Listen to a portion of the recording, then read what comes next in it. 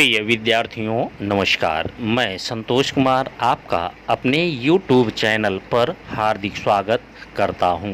आप सभी प्रियजनों को उच्च गति का अभ्यास कराने के लिए सभी प्रकार के मैटर यानी 80 शब्द प्रति मिनट से लेकर 160 शब्द प्रति मिनट की दर से डिक्टेशन बोला जाएगा। आप अपनी शॉर्ट हैंड गति के अनुसार मैटर को लिखें और आशुलेखन में निपुणता हासिल करें।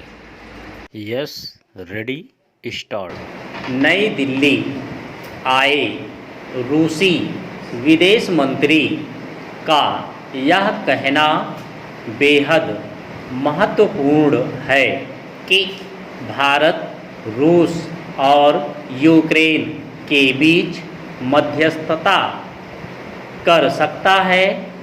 निसंदेह भारत मध्यस्थ की भूमिका तभी निभा सकता है जब रूस के साथ यूक्रेन भी इसके लिए सहमत हो।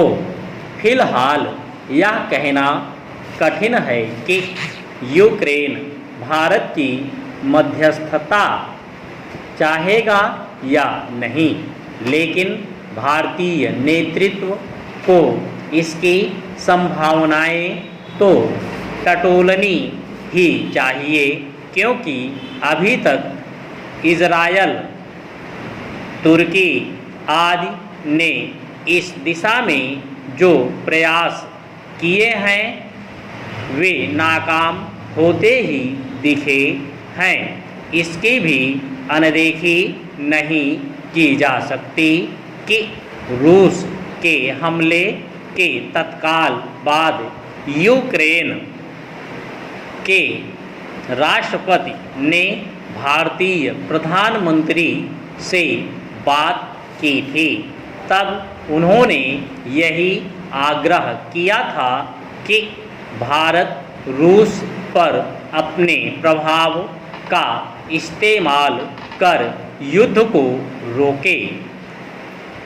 यदि यूक्रेन भारत की सहायता से रूस से समझौते की इच्छा व्यक्त करे तो फिर प्रधानमंत्री नरेंद्र मोदी को सक्रियता दिखाने में देर नहीं करनी चाहिए।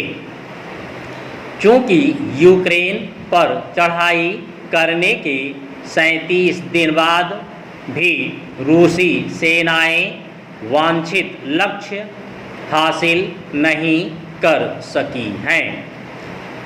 इसलिए शायद रूस भी यह चाहेगा कि वह किसी तरह अपना सम्मान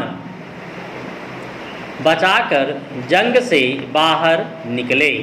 निसंदेह यूक्रेन भी तभी किसी समझौते के लिए तैयार होगा जब उसके भी सम्मान की रक्षा होगी।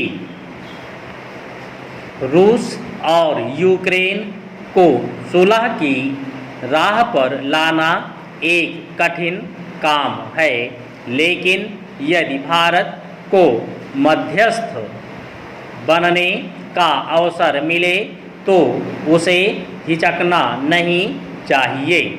इसलिए और भी नहीं क्योंकि अमेरिका और उसके सहयोगी देशों के रवैये से यदि कुछ स्पष्ट हो रहा है तो यही कि उनकी दिलचस्पी युद्ध रोकने में कम, रूस के खिलाफ माहौल बनाने में अधिक है। अमेरिका रूस को खलनायक साबित करने के साथ ही इस कोशिश में भी जुटा है कि भारत सरीखे जो देश यूक्रेन संकट को लेकर तटस्थ रवैया अपनाए हुए हैं वे उसके पाले में खड़े हों।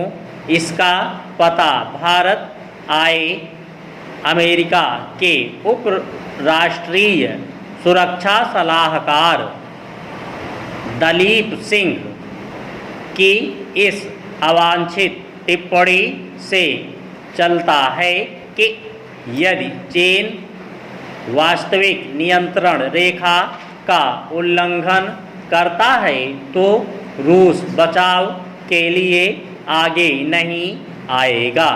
पहली बात,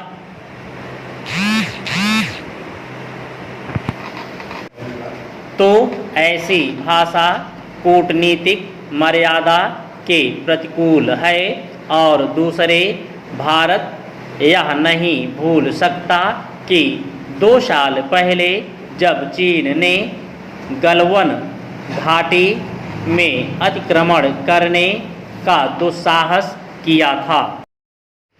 स्टॉप।